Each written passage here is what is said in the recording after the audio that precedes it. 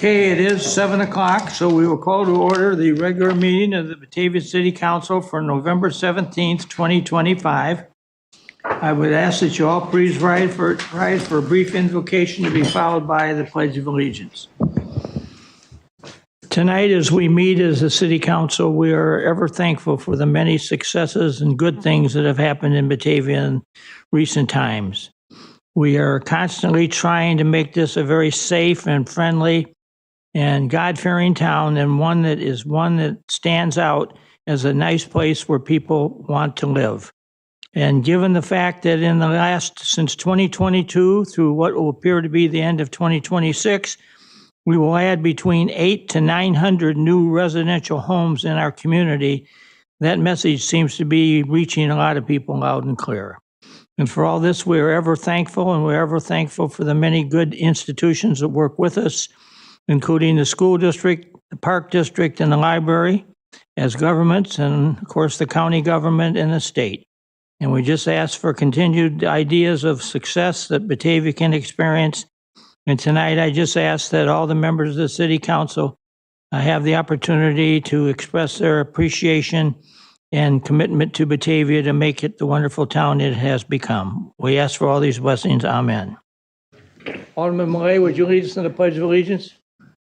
Pledge allegiance to the flag of the United States of America and to the republic for which it stands, one nation, under God, indivisible, with liberty and justice for all.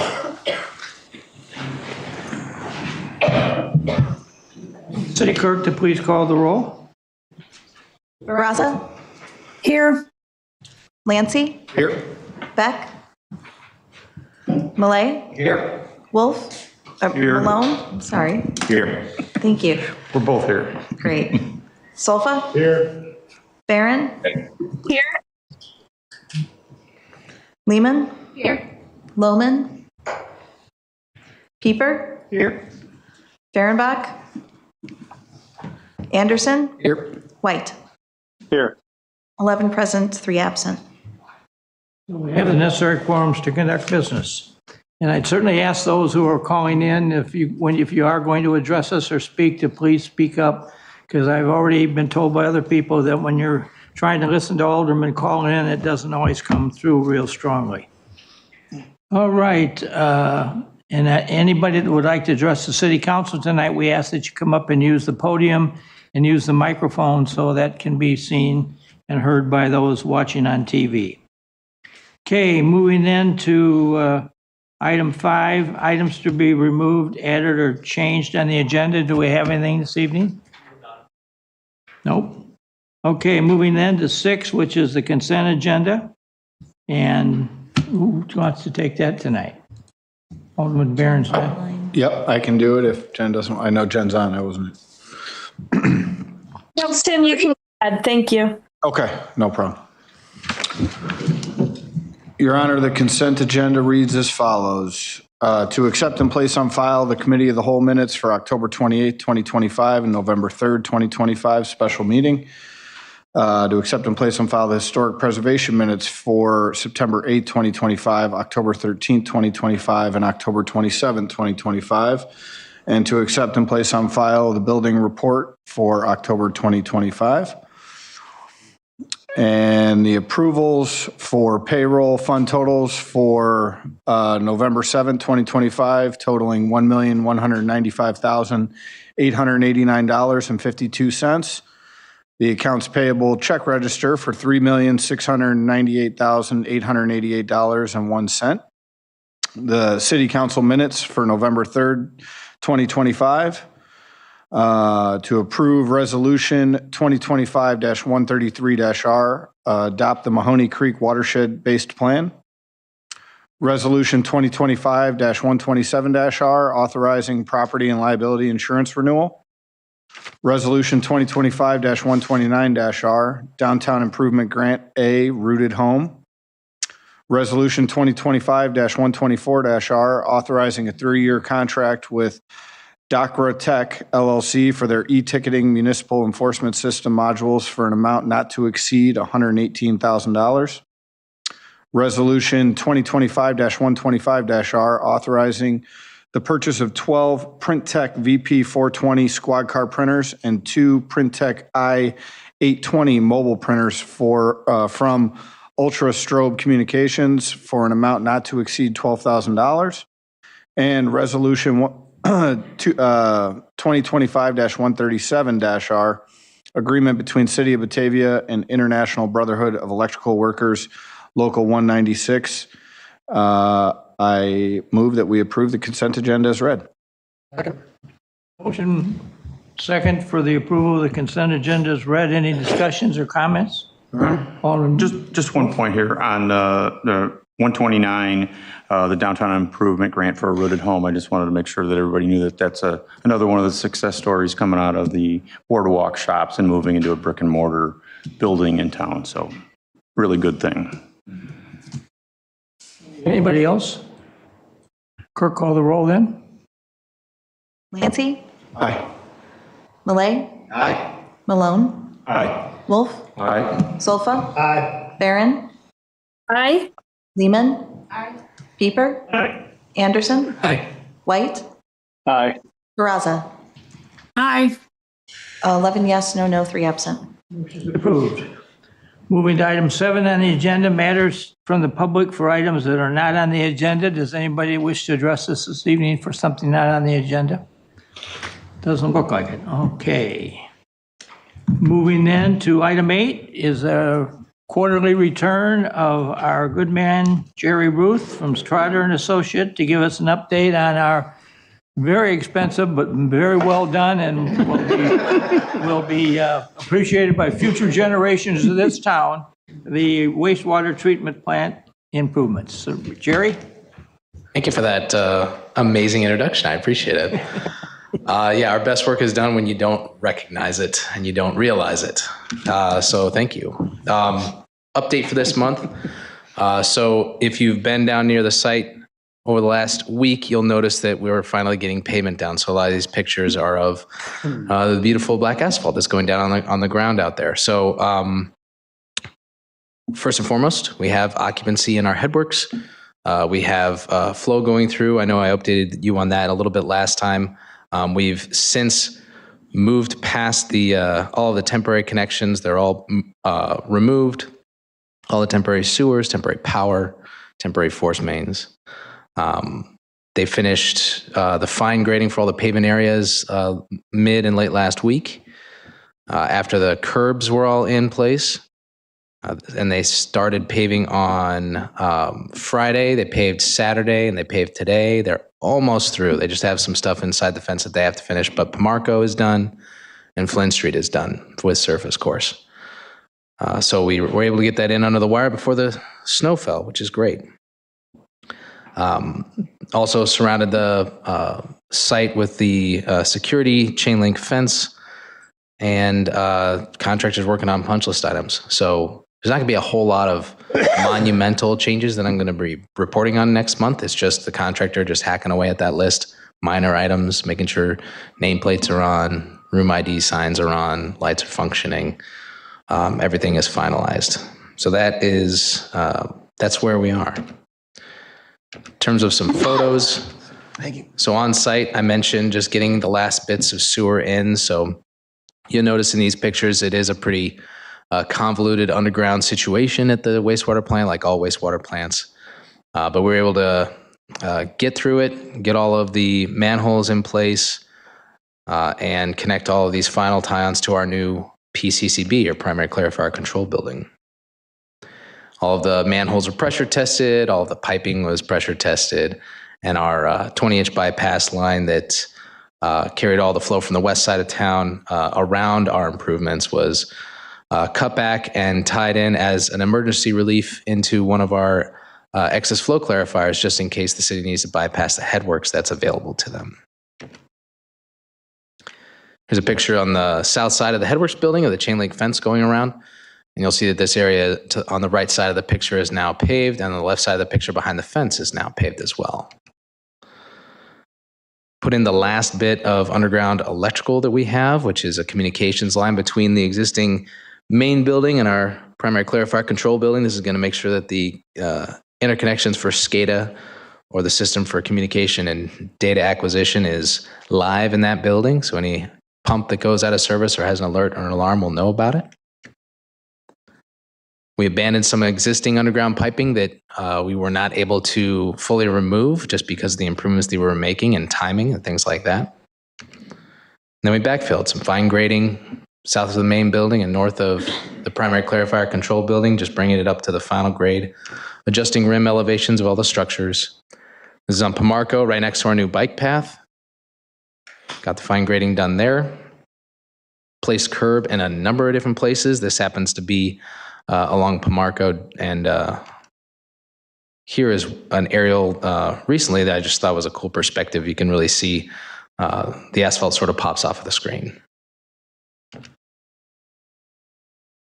In the headworks, there was some minor maintenance items that was done on the makeup air units, and some minor electrical items that had to be finished up. Like I said, a lot of this is punch list item stuff. Here's an aerial from October 5th. No fence, no pavement. And here we have fence and pavement. It's starting to really come together. Here's an aerial over Flynn Street looking at the new headworks building. You see the retaining wall, the stairs up to the Pomarco parking lot is in the middle of the screen. I'll get that cursor out of there. And this is the aerial on November 15th. Primary clarifiers, we did set up the odor control since we last spoke, so that is now up and running. The clarifiers, as you see on the right side, we have one in operation now. The other one is being modified with some manufacturer changes that had to be made for capacity reasons. So the manufacturer is in the process of finalizing those for clarifier 403, and this is clarifier 404 that you see with water flowing to it. There's an aerial from October 5th. A lot of giant holes in the ground, and then you go to November 15th and everything is starting to be finalized. I jump into the south end of the site, small patches of asphalt going in between the clarifiers, and then some areas where we had to dig up to abandon some utilities in the middle of the site. Those are the photos. Like I said, not a whole lot to report on except paving, so I'm pretty happy about that though. In terms of cost, just under 44 million spent with engineering and construction costs altogether. Cost progress is 98%. There's some items like restoration, small cost items, but they still need to be done. Bringing everything to final grade, putting down whether it's stone or seed and blanket, and getting everything, all of the plantings done as well. And I think those are going to end up going in the spring. In terms of change orders, nothing new for you now, but by the next meeting, that's what I'll be basically presenting on as the next change order. And that's going to take us to just over 0.5%. So just over 100, I think it's 120,000, 140 coming in for this last change order, second to last change order. And I'll discuss all those changes when I present it. In terms of schedule, the primary clarifiers were in October, but with the manufacturer issues that we found, we had to push that off. They should be done in November, though. Like I said, they have one of the clarifiers done. It's really like a 3-day deal, but it takes a lot of effort to get the clarifiers ready. So that was pushed back a month. The contractor's been showing the sludge handling building in April up until this point, and they finally said, okay, I'm going to be done in November. And he's done. He just has some tweaking to the equipment to go. So still 5 months. We'll see how they do on the punch list, see how many of their workers come through the holidays to see if they can get it done by New Year's, which was the goal. And if they do, we'll be 6 months ahead of schedule. Right now I'm holding 5. And that's the report. Any questions? Yeah, first, the aerial photos, it's surprising you can make like a poop factory look beautiful. Like that was kind of, they were kind of stunning. It's a special set of skills that I have, yes. So props to that. I'm just curious with the abandoned pipes, what does abandoning a pipe mean? That means unless there's no other way we get it out of the ground, but if it has to be abandoned, what we do is we fill it with flowable fill, we cap each end, and we mark it on our drawings as abandoned in place. We get shots on it. Yeah, so there's markers for it, and it's filled so it won't collapse at a future date, kind of thing. Excellent, thank you. Anybody else? Well, thank you for your continued great job, and look forward to hearing from you again very soon. Yeah. Have a good Thanksgiving, everybody. Same to you. All right, moving then to, where am I at here? 19, presentation of Tri-City Peace Vigil, Melissa Hill.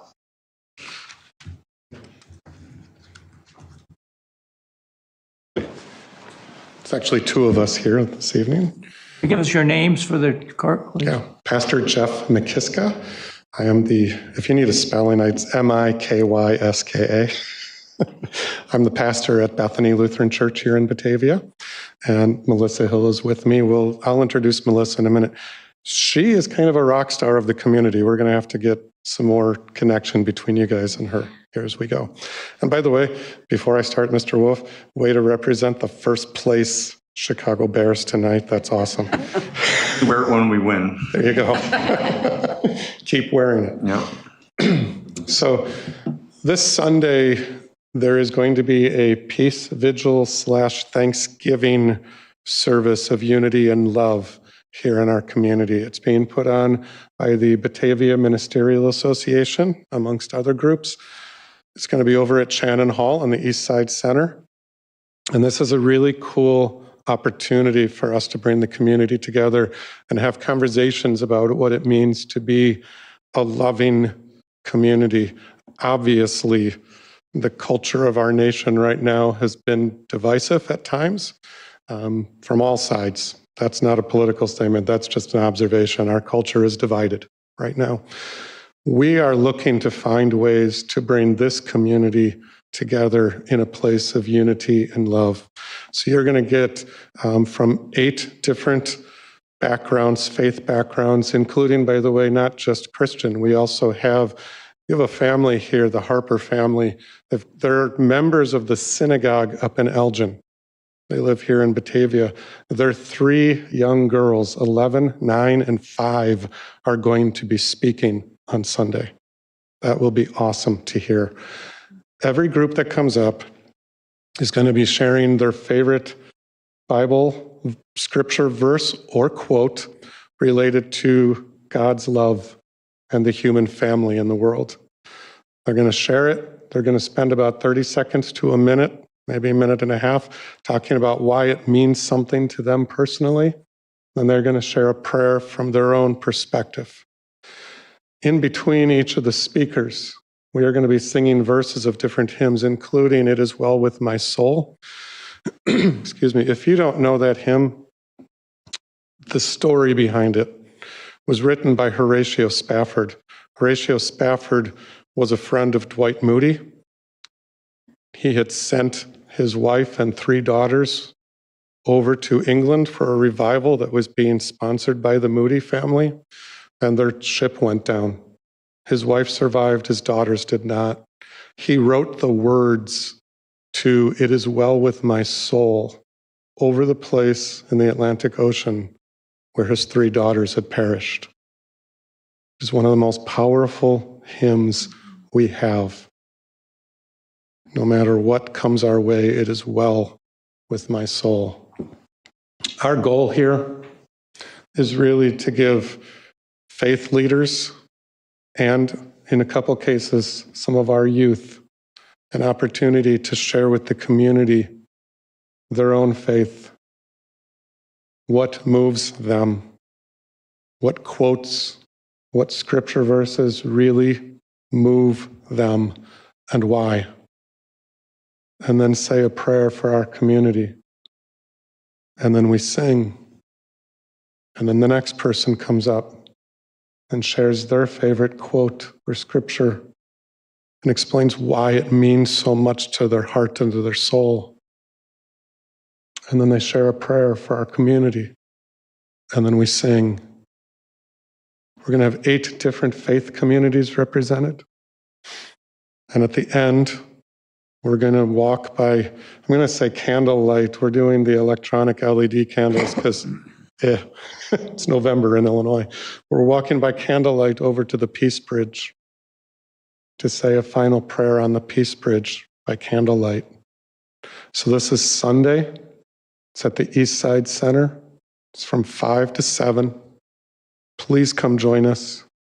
Support the efforts of the Batavia Ministerial Association to bring our community together again, to share God's love, to share the message of those who have gone before us, to pray, to sing, and to march over to the bridge by candlelight.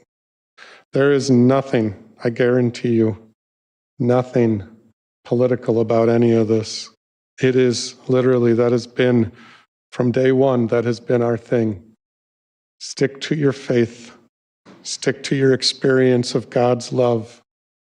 Stick to your vision of what the human family in God's eyes feels like to you. That's it. And we could not have picked a better time to do it than right before Thanksgiving.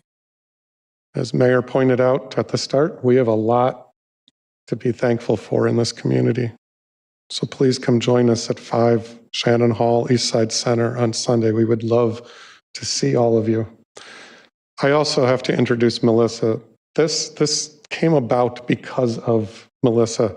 She is a new resident this year to Batavia, but she came to our meeting, to our Batavia ministerial meeting about, a month and a half ago now or so, and said, I've got a lot, she does a lot of, you're a psychologist, right? Counselor.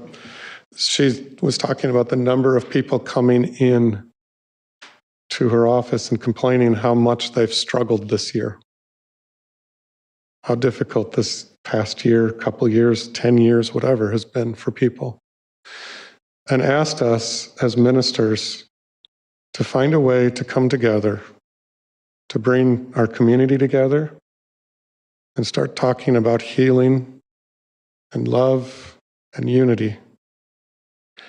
It took a lot of courage for somebody who's new to the community and literally didn't know any of us ministers to show up to our meeting and just say, hey, if anybody can do this, it's you people. You need to get on the ball on this one. That way. No, you didn't. I know.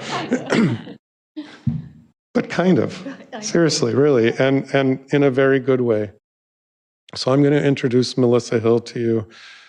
She's got a lot to say. There's more to this than just a peace vigil on Sunday. There's a whole thing being planned going forward. Eric Landon is a part of that as well.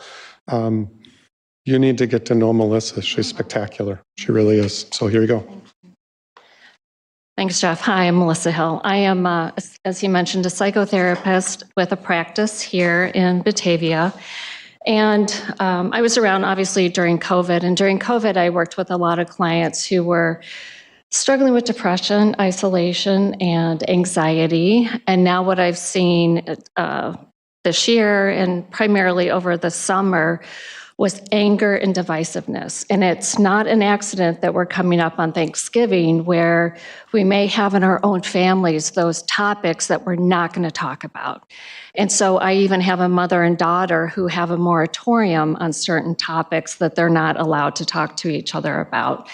And what Jeff didn't mention is that back in what started all this is in September, I had my own mental breakdown. I wasn't hospitalized, I'm all better, but it got me to the point where what is wrong with this world? Something has to change and I can no longer be silent. And so there are many, and my clients are asking me, like, what do I do? How do I resolve the conflict? I can't even talk to my husband about this. We are so polar opposites. And I was at a loss as to what to tell them. I mean, I can tell you how to communicate, but so that's why I went to the BMA, because I believe it starts with a reflection and looking within and a return to whatever it is that you believe in and finding what it is that's good in you. And if I could do that with what's good in me, then I can find a common denominator and what's good with you. So we started out as a vigil, and that's actually we're planting a seed, because what's more important is what happens after the vigil.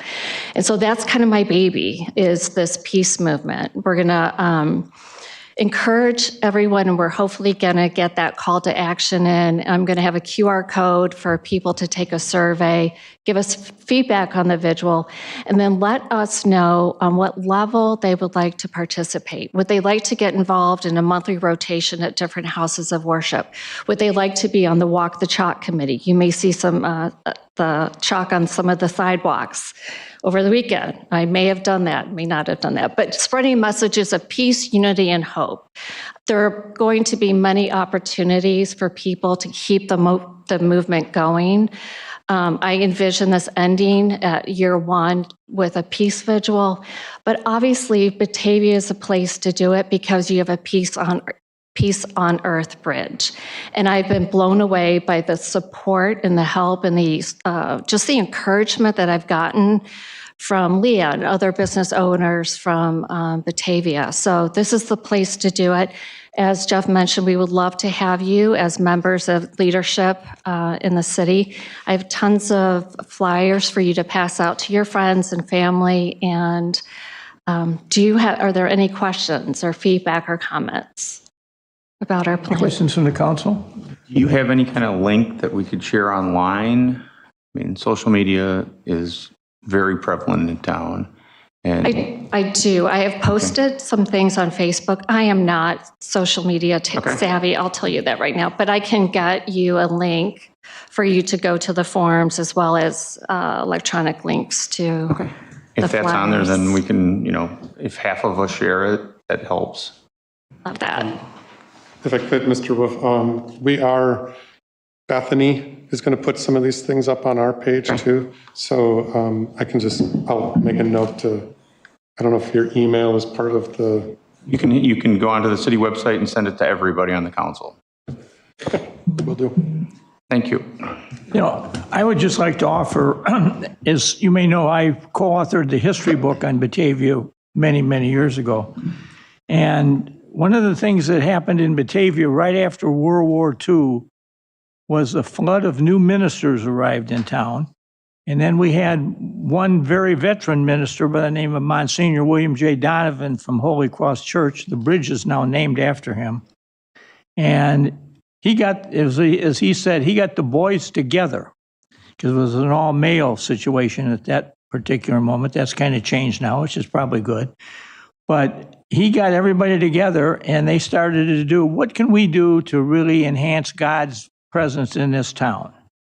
And so they created things like a Thursday school program where every Thursday afternoon, different grades in school were released from school to go to the church of their choice for an hour presentation about religion and God in that particular church. Then we got into emergency response, and that was probably one of the better things it's still going on to a large degree. But we had a World War II chaplain that was the minister at the Baptist Church, Gilbert Johnstone, and he had been in the Pacific Ocean and had seen a lot of different bad situations. And so he volunteered to become the fire department chaplain. And he later, every time he heard the siren, he jumped in his car and later got him a radio so he knew where to go. And I can't begin to tell you the number of people that said, boy, he really was helpful, got a hold of family, helped us pray, understand what's going on. And so we did all that. Well, then Monsignor came in one day and said, we need to have some ecumenicalism in this town. We need to get all the churches together and have some prayers and services. And so he began the practice, and I believe it was on Good Friday that he started having an ecumenical service at the Catholic Church in which all the Protestants in town were invited. And there was a lot of initially, whoa, what are we doing here? But it really caught on. And, and I think it made, at the end of the day, those things made Batavia a much better place for people to live in. And I've had people tell me that they were born and kind of grew up in that. And they decided that when they got through with college, they wanted to come back here because they liked what we had done then. And so I'm very pleased tonight to hear what you're talking about, because this is probably a moment when Batavia could use a little bit of religious revival and understanding amongst us all, and that this isn't one particular church. This is a whole bunch coming together and we'll see where you go with it. But thank you for putting this together, and I think there's a lot in Batavia that, as Alderman Wolf has just said, we need to spread the word a little bit about this, and that there's a lot of people that don't have a computer and won't get that. I run into that all the time with our movie theater out on Randall Road. They don't have a sign up telling everybody what movies are playing. And I don't know how many people have complained to me about they missed this movie because they drove by there and couldn't see no sign. Why can't you get a sign at the movie theater? So now the movie theater's been sold. I'm waiting to get the chance to talk to the new owner about, hey, we need to get some kind of a sign out here so all the people that don't have the computer use will be able to see what you're showing out there. But I mean, it's just those types of special little things that happen in Batavia that kind of make it a very special place. And I think this is a good idea. So thank you for putting it together. Thank you, Mayor. You bring up something that's really, really important, which is how to get the message out. Because as one person, like I said, I'm not good with social media. I just do Facebook. So any help that you could provide would be great. And in addition to what you mentioned with our youth, what if we were to go into the school systems and really teach the fundamentals about the Golden Rule at such an early age? And then having an interfaith response team. So when things come up, like you mentioned in the last couple of weeks, we could turn to faith leaders for their help to be on call as well. So I love the history of that. It's already been done, and we can just carry that forward. As I mentioned, Batavia's got a history behind it in which we kind of brought together all the religions and faiths at various churches. And as Monsignor Donovan once told me, he said, one of the proudest moments of my ministry in Batavia, which was 53 years or whatever it was, that when we kind of got the Protestants and the Catholics in the same church at the same time to have Good Friday. And he says that spoke wonders about what God was all about and what we should be doing as a community. And I think you're kind of trying to do this same thing in a kind of a new state of mind here. So I appreciate what you're trying to do. I do want to point out some of our local business leaders are putting flyers up for us. So speaking to those who are not necessarily on the internet, we are getting it out. We're announcing it in the local churches, trying to get it out in word of mouth in a lot of ways. I do want to point out, I think maybe everybody here knows this, but maybe they don't. Father Mike over the Episcopal Church is the current fire chaplain and does serve in that role today. Right. And he does reach out to all of us when he's out of town to see who can fill in on what night. So there should never be a night where Batavia is not covered by somebody in the clergy in case of an emergency. And we do still do the Good Friday service, as a matter of fact, over at the Episcopal Church. So Yeah, I'm very proud. I think we're one of the towns that really follows the chaplain idea and really takes it to a new standard. And sometimes we haven't had, but most of the time, one of the pastors in town steps forward and says, I'd like to do it. And the one that now has it down at Episcopal really has been, he's there 24 hours a day. So he is top notch, in my opinion. if you haven't met Father Mike, his running joke is that he has failed at retirement 3 times now. So he's been there for a very long time, and Right. I don't see him ever leaving. I really don't, but he's a great. Hopefully he doesn't. I agree. Thank you, everyone. Thank you. Thank you. All right. The next one then we have is item 10, which is a presentation of the Batavia Interfaith Food Pantry and Clothes Closet. And Eileen is here tonight to speak to us. I am. Thank you for inviting me. I think it's kind of ironic that I was invited to speak on the night when we had the update on the wastewater treatment plant, which was the impetus for us leaving our old facility, which, by the way, I'm not complaining about. We're very happy with where we are now. And also by the Batavia Ministerial Association, who was the group that actually founded the food pantry back in 1981. So I think it's kind of amazing that I'm here tonight to speak to you for just a couple of minutes. One thing I wanted to talk about was we are in our new facility at 916 First Street now, have really moved in. We opened there on October 1st. We are having a ribbon cutting and community open house this Friday, which is November 21st. Ribbon cutting will be at 3. Community open house is after that until 7 p.m. It is open to the community. The community are the people who have really made the food pantry and clothes closet what it is today. Of course, we would love to have as many city council members who are able to be there. Mayor, I think you're coming, right? We are crossing our fingers. Representative Lauren Underwood is supposed to be there. She has a vote in Washington, D.C. in the morning, so if all of her travel plans work as they're supposed to, she will be there in plenty of time.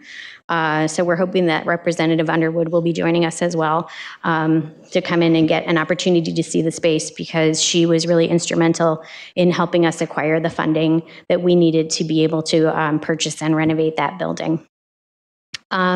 We have clearly been pretty busy for the last month and a half, the last 2 weeks in particular.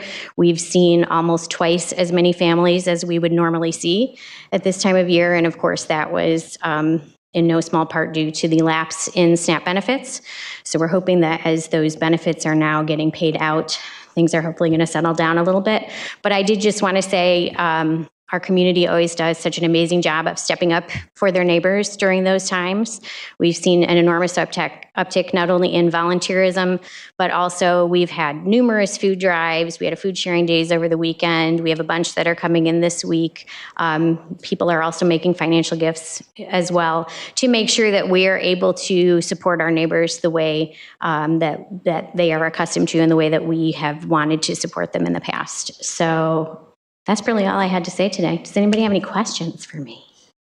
I don't want any questions, but this is it gets my night to talk. I just want to make a mention that Congresswoman Lauren Underwood really was the salvation of this whole thing. She was our congresswoman for the Batavia for a while. Unfortunately, she got gerrymandered out. And hopefully she's in a safe district now, but that was kind of one of these cute political things that they pull in Washington and Springfield. But before she went, she had called me one day just out of the blue and said, you know, I've heard about this food pantry you got, and I really think there's something to be said for it, and there's not any other towns around here that kind of do it like you do it. Could you take me on a little tour of it and show me what it is? So we agree, and she says, how about if I meet you out on West Main Street at the Twin Elms restaurant? So this is right before the Twin Elms, right before it had shut down. We had the conversation. When I went out to meet her, they had closed and it was never to reopen as the Twin Elms again, but she was sitting out there on the roadside with her legs crossed, waiting for me to pull in. And then she says, I look at all these buildings around here and some of them are empty, and I think this could be a great neighborhood for a food pantry to be in. And I said, well, I couldn't agree more. So we drove around the area for a little bit. And then she says, I'm going to see what I can do in Washington. This is one of those, you got to go behind the door and make the deal. And so she did. And she called me one day and said, well, I got $3 million for Batavia to buy this building and then hopefully have some money left to kind of renovate it a little bit. And she says, you got to be careful. You don't spend any of that money anyplace else other than that building. I said, well, whatever you tell me to do. No problem. We're going to do it. So that's the story of how it all kind of came together. And I couldn't be prouder for what I know is out there. And I get a little bit worried sometimes when I hear all the people that are in distress right now. I would think you could have lines out there on some days in the future if things keep going the way they are. And we just got to make sure you got plenty of food to disperse, because I could see that being word will get out to Batavia is the place to go, and suddenly we'll have all kinds of visitors here wanting to hook on. So keep up the great work, and we're all here to support you and see where we can go with this. Sure. Thank you. Yes. So currently, or as we're heading into the holiday season, are there any items that the pantry is low on or that you foresee that you need more of? So not right now, in part because of the vast number of community food drives that have been coming in. And usually people will call me in advance and kind of ask us what we need. And then, of course, we actually will be doing our Thanksgiving meal distribution this Saturday. In addition to the meals that we purchase from the Northern Illinois Food Bank, we're going to be getting additional ones from Jewel as they put out, people can just give a little extra money on their bill at the end, and then they use those funds to purchase additional holiday meals. So we're going to have somewhere in the order of like 250 meals to give out to families. Yeah. And I was there a couple of weeks ago and got a little tour in the new clothing closet's amazing, and it's a beautiful space. It's beautiful. But just, are you still accepting clothing donations and all of that currently also? Yes, we are. We do continue to ask people to bring in-season clothing. So right now we're working on winter. So we've had a couple of winter coat drives, and then also we're putting out winter clothing right now. We still, even though it is a much bigger facility, don't have the space to store off-season clothing. So usually if we get off-season clothing, we actually pass that on to some of our other partners. Mm-hmm. Anybody else? Well, thank you for coming down and sharing all that good news with us. You're welcome. Thank you. Okay, we're going to move into item number 11, which is a proclamation for Native American Heritage Month. And I thought Alderman Barron was going to read this. You got it? I got it. Do we have anybody in the audience here to accept the proclamation from the city? I don't think, well, we have it all framed here, so we'll see that they get it once you read it and we vote on it. Your Honor, a proclamation. Whereas each November, communities across the United States observe Native American Heritage Month to honor the rich histories, diverse cultures, and significant contributions of Native peoples who have shaped our nation. And whereas long before the founding of Batavia, the land on which our city stands was home to indigenous peoples who lived, traveled, hunted, fished, farmed, and cared for the lands and waters of the Fox River Valley for countless generations. And whereas, according to the Batavia Historical Society, historical accounts document that the Potawatomi, one of 4 tribes who remained in northern Illinois in the early 19th century, maintained a camp south of Batavia and another several miles to the west, and were known to be friendly to early settlers, even warning them of potential danger during periods of conflict.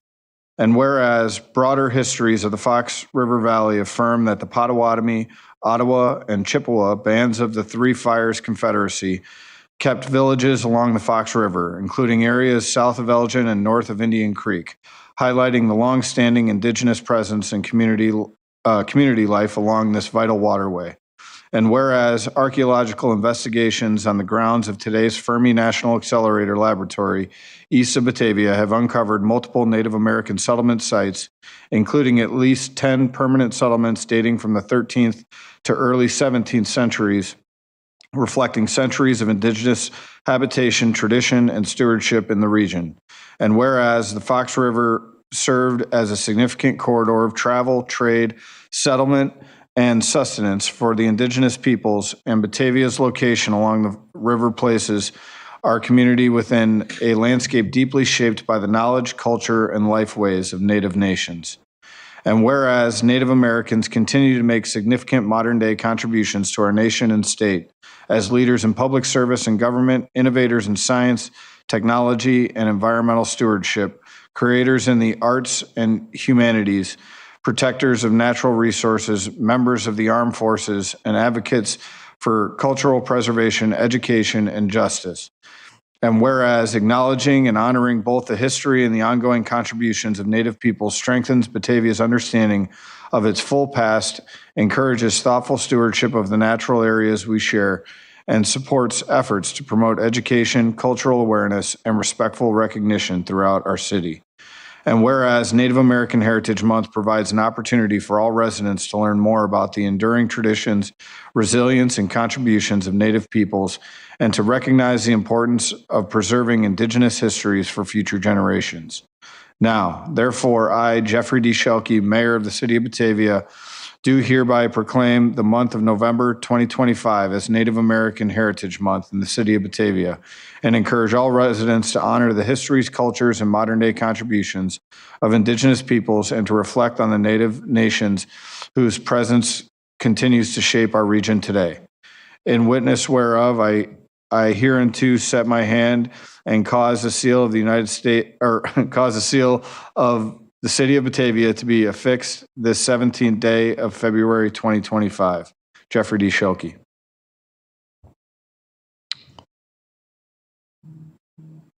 I move we accept the proclamation as read. Second. Motion and second for the approval of the proclamation. Any comments from the council? I said, did I read it wrong? Yeah, November. I said November. Okay. I said February? Yeah. I thought you said February. Skipping right past to the end of winter. Get through the holidays. Sorry, November. Clerk call the roll. Lancy? Aye. Malay? Aye. Malone? Aye. Wolf? Aye. Solfa? Aye. Barron? Aye. Lehman? Aye. Pieper? Aye. Fehrenbach? Absent. Anderson? Aye. White? Aye. Baraza? Aye. 11 yes, no, 3 absent. Motion's approved, and we'll make sure they get the proclamation, get it all framed up and everything here. So thank you for your efforts.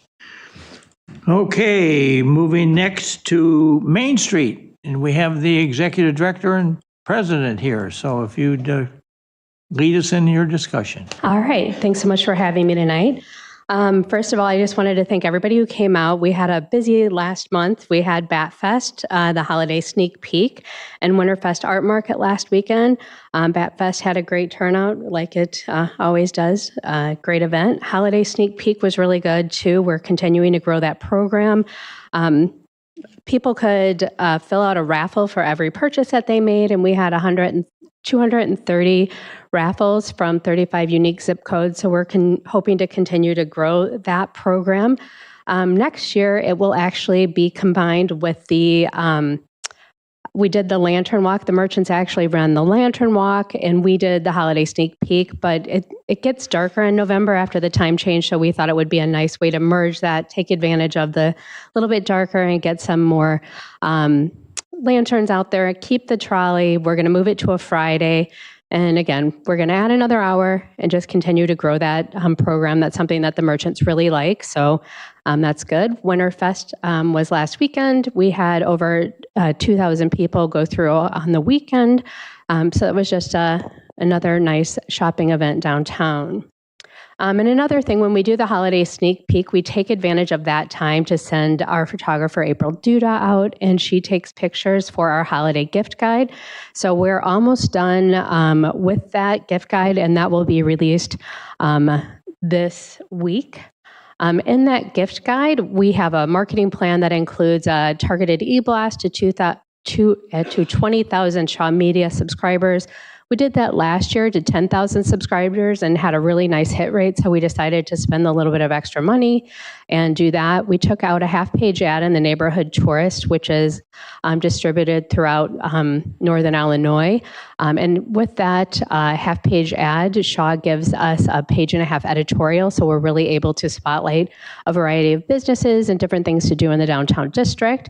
And then it will also go out in the holiday happenings, the Shop Local Gift Guide, our newsletter, the Batavian, our regular socials, and we hired a paid influencer that will also have social media posts going out soon.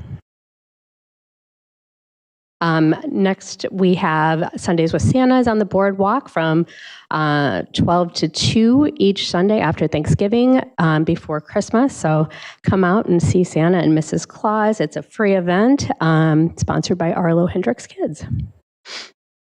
And then this last week, Kristen, I, and Amy, one of our board members, went down to the Illinois Main Street Conference in Dixon, Illinois. Main Street received an award for organizational and how we've really been able to revamp our program to be more sustainable. And then Amy Larson, who is just an outstanding board member, won Outstanding Board Member of the Year. She, if you don't know her, she is just such a hard worker. She had over 100 volunteer hours last year. She interviewed over 20 boardwalk shop applicants, and she secured $2,000 in silent auction items for us for Cocktails in the Park this year. So she's just a real rock star. So if you see her, congratulate her. And then one of the key takeaways that I took away from the conference this year was their push for talking about where the most successful communities are and what they're doing that makes them successful. And it talked so much, the conference really focused on being collaborative with your downtown stakeholders, and those are the most successful businesses. And, you know, they were talking about how so many communities have cooperation, but not collaboration. And I hope that in the next year, we're really able to build on the momentum we have. And while I don't have a slide for this, I'm not sure how much I told you about this, but we applied to be in this program called Recast Leaders. And it is a national cohort where someone who is an expert in downtown revitalization meets with, you create a cohort. So you have a team of 4 or 5 people, and they meet every other week for 10 months, and you're trying to figure out what issues are in your downtown. The issue that we presented was that we have a lack of move-in ready spaces, and we're losing these businesses that were growing at the boardwalk shops.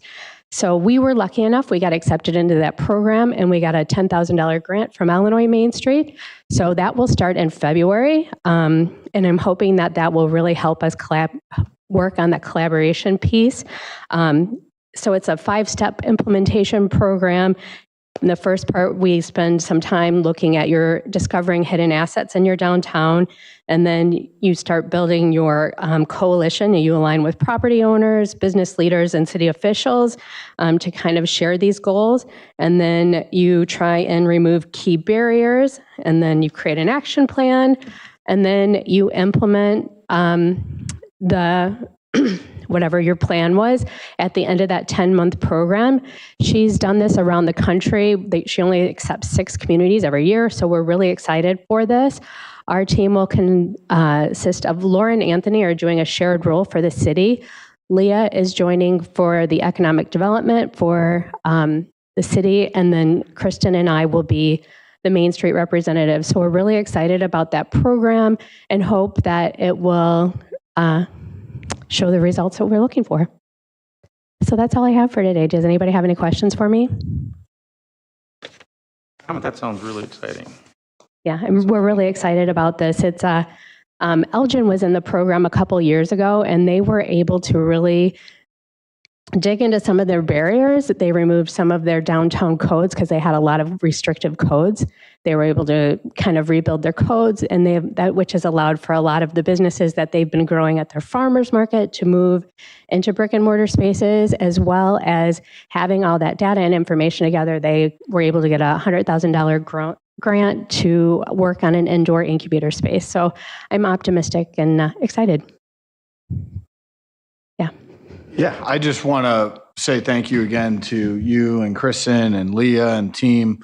You guys continue to do great work. I mean, I say it every time, but it really needs to be reinforced. The passion you guys put into this, it's not like you're getting paid millions to do this. So thank you guys so much for that. It means a ton to this city, and it shows. I mean, I've said it before, but many of the things outsiders of Batavia know Batavia for, things that Main Street's connected to. So keep up the great work. As far as collaboration goes, I couldn't be happier you brought that up. Continue to collaborate with us as well. Obviously, from a monetary perspective, we always want to be informed and see how you guys are doing. It sounds like obviously with all the hunting of grants and things like that, I mean, which I, again, commend you guys for. I'm on the board of a nonprofit that we're hunting grants all the time, and it's not easy business. So great work in doing that and actually getting some of those grants as well. So great work. Keep it up and let us know how we can help. All right, thank you. Alderman Lancy just spoke for all of us with his encouragements of conversation. So anybody else? Well, thank you for all the good efforts. Batavia's riding high because of Main Street and all the good stuff you guys are doing. So we're kind of providing ourselves with a new Batavia to look at as we go forward. So thank you.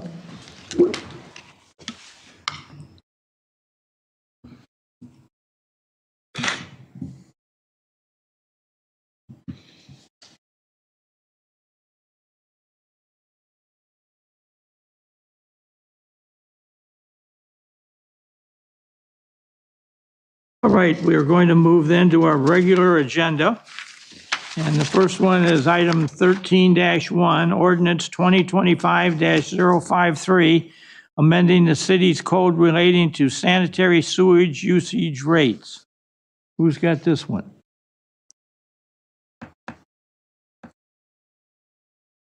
Max, do you get this, or? Yeah, so these three ordinances that you see, 2025, 053, 054, and 052, we discussed these at the last committee of the whole meeting. These are increases to both sewer, electric, and water usage rates. Each of them includes a small capital fee to account for the fact that we have extensive capital needs with all three utilities. And so this was discussed at the last COW meeting and recommended to the city council. They care to make a motion? I move we adopt ordinance 2025-053, amending the city code relating to sanitary sewer usage rates. Second. A motion and second. Any discussion? I would just say that, we had a big reminder of why these rates are going up when Jerry was here earlier, explaining the millions and millions of dollars that we are somewhat continually forced to put into that plant to upgrade it, and also things that we're trying to do to make sure that in the future it doesn't cost us as much money. One of the fortunate things is we've been able to get significant federal grants on that sewer plant.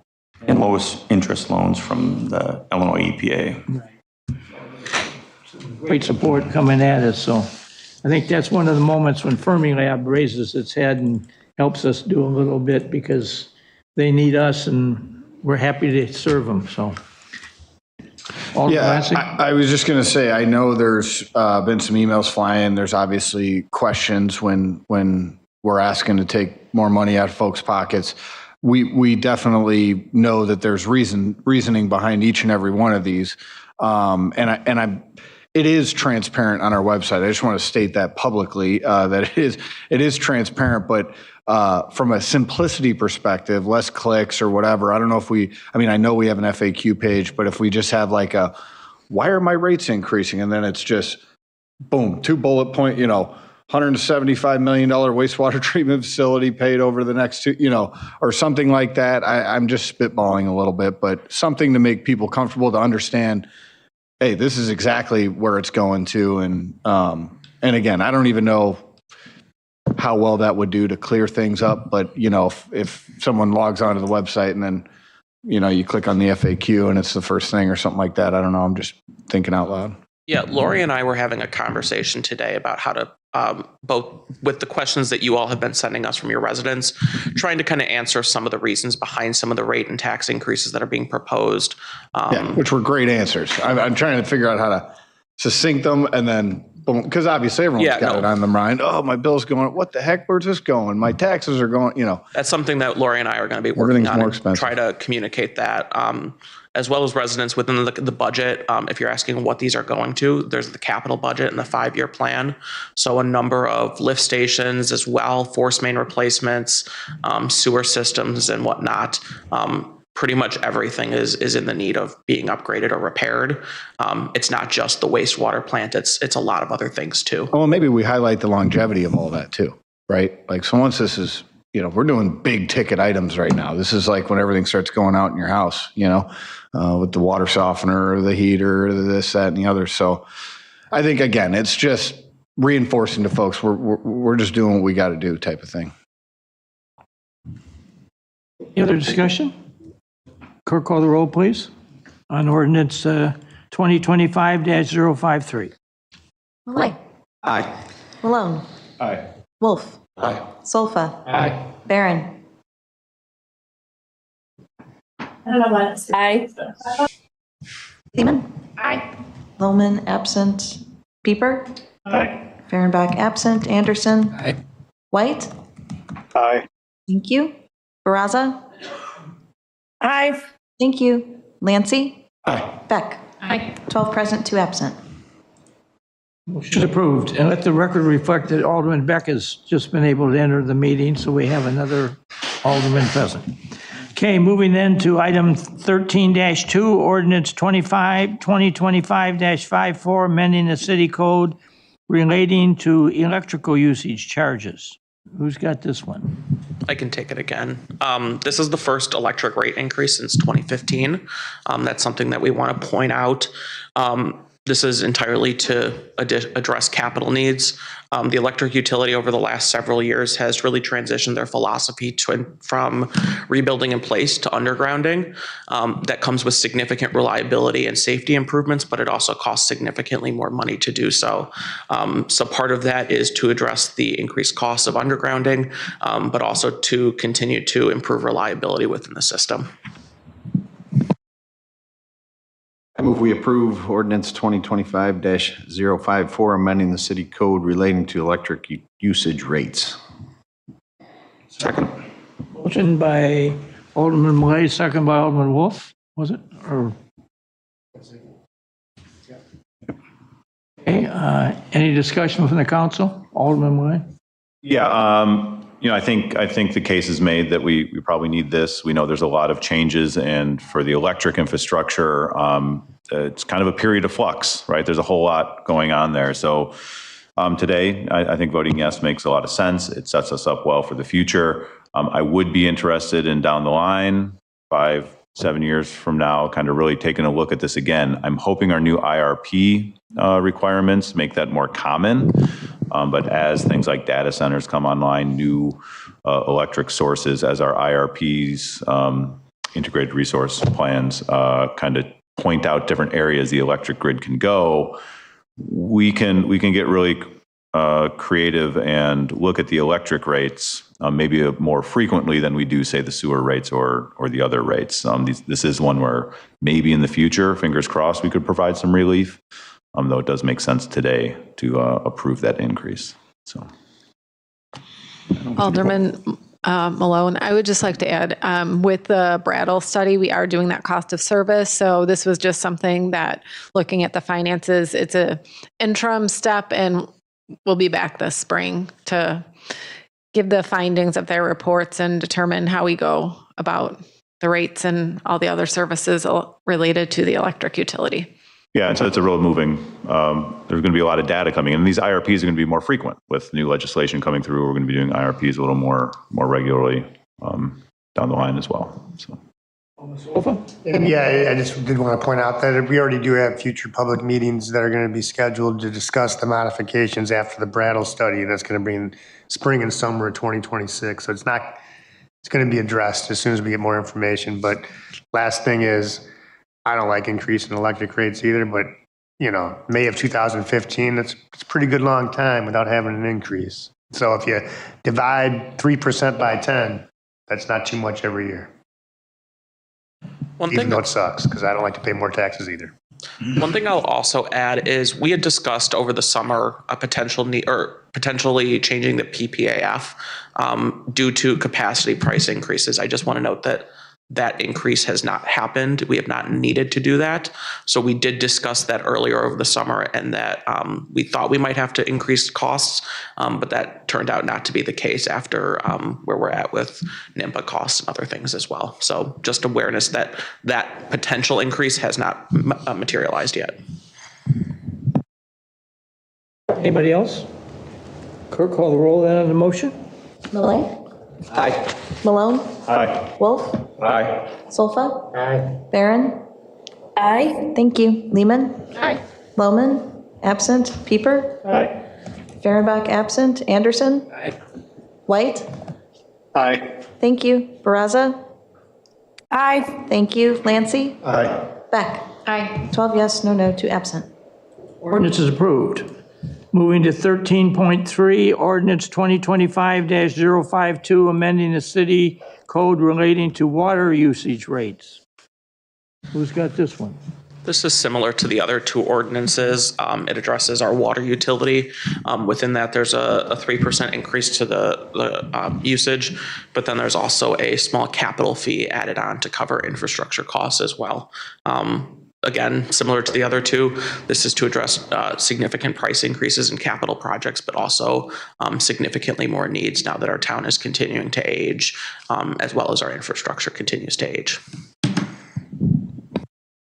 I move we approve ordinance 2025-052, amending the city code relating to water usage rates. Second. Moved by Alderman Malay, second by Alderman Wolf for the approval of ordinance 2025-052, amending relating to the water usage rates. Any further discussion? Clerk, call the roll. Malay? Aye. Malone? Aye. Wolf? Aye. Solfa? Barron? Aye. Thank you. Lehman? Aye. Pieper? Aye. Anderson? Aye. White? Aye. Thank you. Baraza? Aye. Thank you. Lancy? Aye. Beck? 12 yes, no, 2 absent. Motion's approved. Okay, moving to city council updates. Max is here to do the administrator's report. Hello, all. Got a few updates today. Staff have worked over the past week to implement procedures regarding the recently passed ordinance for use of city property for civil immigration enforcement. You should have received an email with the outline of the policy. And so we're working on finalizing all of that so we can inform staff and begin that implementation. Our second budget meeting is tomorrow evening at 7 p.m. in this room. It'll include the public hearing on the budget. As you've all been doing, if you continue to get questions, please send them our way so we can make sure that we're getting you and your residents accurate information about this year's budget. Our communications department with Lori Bauderman worked with ESDA to create and share several social media posts about winter weather preparedness. Now that we did get a snowfall, our streets department did do its first round of salting this year. As a reminder, last year we went ahead and got Salt Smart certification. That was part of our strategic plan, so that is designed to use best practices and try to reduce how much salt we're using on our roadways. So just a couple of like basic winter weather tips. You know, when you're doing your traveling, make sure to bring an extra pair of gloves, a hat, a blanket, some things like that. You never know when cars can get stranded or whatnot. If you're plowing or shoveling heavy snow, remember to take time. If you're feeling faint or other things, take a break. We have a wonderful fire department that if you know, God forbid you have a medical emergency, people do have heart attacks from plowing and doing snow. And then obviously drive carefully if it's icy or wet outside. We don't want to have accidents and all of that. The Historic Preservation Commission held its officer elections for this year, electing Jamie Sam as the chair and Tom Connolly as vice chair. The Plan Commission will meet on the 19th, and it'll include site improvement discussions to H.C. Storm Elementary School and a public hearing for the South River Street Plan. Community development, admin, and public works staff met with the demolition contractor for the tin shop that has started to begin the week after Thanksgiving. And then Jeff Albertson, our building commissioner, and Anthony Isom either met or have met already with Welch Packaging. Welch Packaging is a company that purchased the 1300 South River Street property down over on Route 25. They're planning to begin work and have been working closely with our staff to get up and ready and running. Like I said, we had our first winter weather event, and Streets Department did a fantastic job getting the roads clear and ready to go. So that's the update for this week. Questions of Max? Thank you. Yep. All right, project status. Do we have any project status that anybody wants to give? I don't know anything. Hey, do we have other business? Alderman Wolf? Oh, you go first. I'm looking. So, yeah, real quick, I know people are still concerned about the leaves falling and not being all fallen yet. And we just talked about the winter event and the need to transfer. We're going to have to transfer the truck equipment over soon. So the east side is being picked up this week, if I'm correct on that, and the west side is next week. And then, am I correct that in December you can put leaves and yard waste out in bags and it'll be picked up for free? That's correct, right? All right, so everybody who's worried about their leaves, you just got to do the extra step, put them in a big bag, and it'll get picked up for free the whole month of December. And one more note to that, we've had a few residents that have placed barriers over their leaf piles, such as construction fence, tarps, and placed it with big boulders to hold down those tarps. That's not allowed. Our employees will pass that by. Those They don't have time. It's a moving operation. So we ask that you just place them at the curb with no cover over them. Anything like those boulders can damage our machines and can hurt somebody as well. And just a reminder, when the leaf machines are out, to leave a little space between you and the leaf machine. It is a moving operation. So just be cautious as you're passing those vehicles. Any other questions? Alderman Wolf, you I have want a to comment. Bulldogs won again this weekend in the quarterfinals, moved on to the semifinal. It'll be at St. Rita, which is on Southwestern Avenue, 7700 South. So if anybody wants to make the trip, it's going to be nice out. It's going to be about 50 degrees. Looks hopefully not raining or anything. So should be another fun game as we go into the semifinal round. Fourth year in a row, right? What? Fourth year in a row. Yeah, fourth year in a row. And we don't have to have a chance of playing Mount Carmel. So it's good. Bonus. Might have to go through 2 Catholic schools though. I would just like to add to what Alderman Wolf has just said. 2 weeks ago, somebody at the state level made the decision that Batavia could not broadcast the game. And I probably in 2 or 3 days got more calls at the mayor's office about that issue than I have any other issue in this town this year. And people, it was mostly our senior citizen group, and they were really rolling. And one of them said, well, we're trying to invite him to come up here to the homestead, and if he comes, we got a group ready to go get in his face about what they're doing with the Illinois Basketball Association, not letting us watch the game on TV. You know, so anyway, I know this past weekend, Alderman Wolf and his team put together a phenomenally good broadcast of the game, and all the folks that I talked to me the other day, I've talked to a couple, and they're real happy. They just hope that they get to watch the next one. Are we? This will be the last one if we get the rights to do this, which hopefully we'll find out tomorrow. It'll be the last one we get to do because the state title game we've never been able to cover. We've been able to do highlights, but that's sold, I think, this year to Weigel Sports. Well, I mean, what we need is somebody to tell us what channel or station or what happens program in the playoffs, is, at least for the last 2 years, is NFHS, the National Federation of High School Sports, has bought the rights to the football series from the first round playoffs all the way through the semifinals. And BATV has worked out an agreement with them over the past few years that all our home games we've been able to broadcast and give them our feed. So we can show it on Comcast on Channel 17 locally, but we can't stream it. And that's the way their service is set up as a streaming service, and they will not allow us to have a competing stream to the one they're charging for. Because not only does NFHS make money off of it, but each school gets a portion of that when it's broadcast on NFHS on stream. So it's about money. Unfortunately, that's the reality. So can we put out an address or a channel or something that people can find? NFHS, it's I think it's NFHS.com. You could search that, buy the subscription. If you do it at the beginning of the playoffs, you can watch all the games up until the state final, which is on regular TV, which I don't know what channel it'll be this year, but. Can you give me, and I'll have the staff put it out. What's the address of these channels, or where are they at? I mean. It would be, I can't remember if it's NFHS. Well, you don't need to do it right now, but yeah. Just get me the information. Tell us where to watch this thing, Alan. Yes, Come on. NFHSnetwork.com. You have to go on the computer? You'd have to go on a computer and you'd have to buy a subscription to be able to watch it. You can buy it for one game or for the entire playoffs or all year and then watch them again next year. That in itself is going to upset some of the folks that I understand that, but that's where we're at and our hands are tied.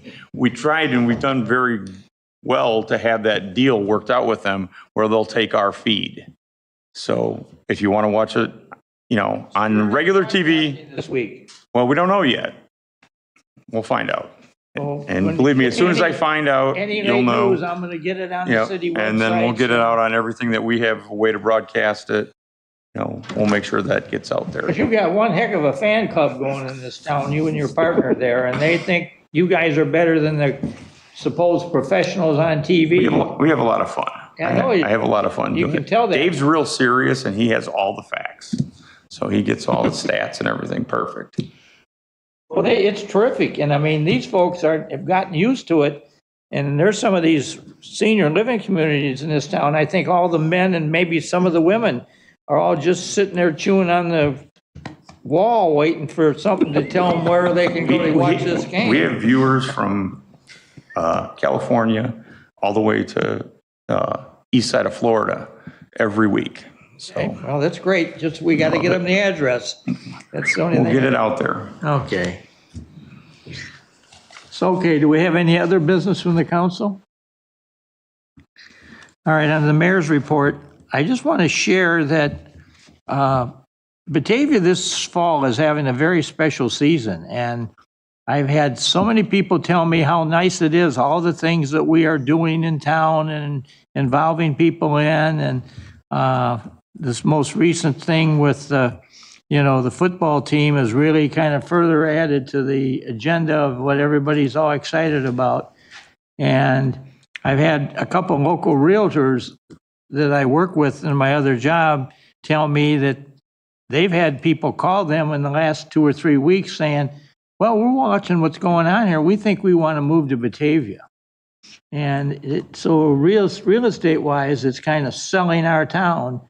And so the one said to me, yeah, they said they wanted to move here. So he said, I brought them downtown and drove them around the downtown. And we get up there by City Hall and they saw the stadium and the performing center and all the stuff that's down there. And everybody's, well, this is ideal. It's right. You got McDonald's here and everything else right here at it. So we're wanting to move to Batavia. So as I think I've told you before, Pulte and Batavia Commons, which is the 242 houses out on Kirk Road, if you put all those numbers together along with some others that we've got, it would appear that we're going to build someplace between 700 and 800 new houses in Batavia between 2022 and the end of 2026. And I was talking to Peggy earlier, that's having a significant impact on our assessed valuation numbers. And we have now, I think I can say this publicly, we have now crossed over the $1 billion mark for the assessment of Batavia. And what are we, $1.5 billion? We're at $1.5 billion in assessed valuation. And as I remember when I got elected mayor, we thought we were doing something because we had 105,000. And we've come a long way from that number. But we really have, I think, got some stuff going here that's very positive. And to the credit of all of you for the things that you approve and the attitude that we all seem to have. And everybody wants to see Batavia be a nice place for families to be. I think that message has gotten out and the world is picking up on it. And I've had people that study it at CMAP tell me that they would predict that in the 2030 census that we're now 4 years away from, going to be, that we will probably easily exceed the 30,000 mark in population in Batavia.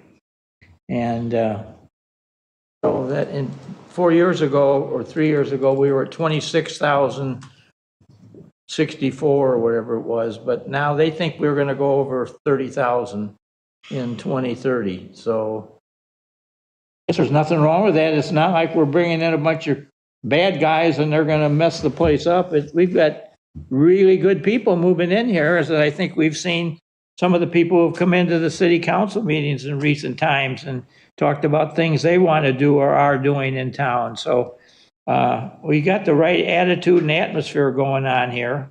And I've had the opportunity, Laura and I have been meeting with the school, the park, and the library with some regularity. And I sense from all of them that they feel that Batavia is on the right track and that things are going to move right along and be very positive. So, and then we put this football thing on top of it, and we're really sailing high for the moment. So onward and upward. So Got an update for you.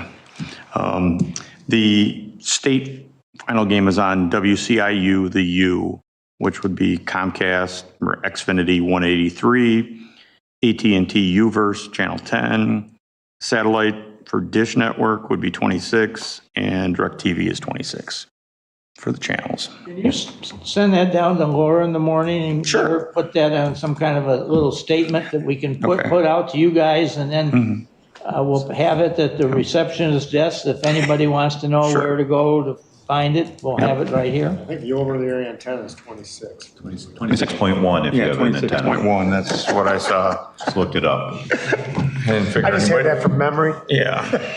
All right, I'd entertain a motion.